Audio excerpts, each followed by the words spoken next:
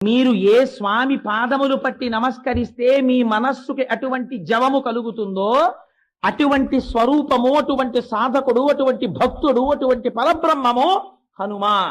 అందుకని ఆయన పాదములు పట్టుకుంటే ఏం కలుగుతుంది? మీ మనస్సుకి కూడా అటువంటి జవము కలుగుతుంది.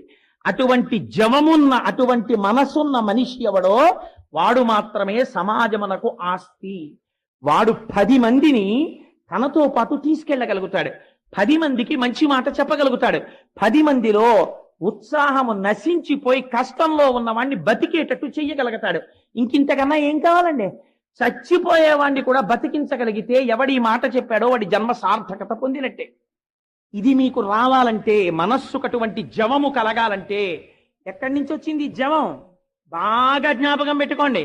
సంకల్ప వికల్ప సంఘాతమైనటువంటి మనస్సు మీరు ఏదో ఒక ఆధారమును అందించడంలో పొరపాటు పడితే ప్రమాదం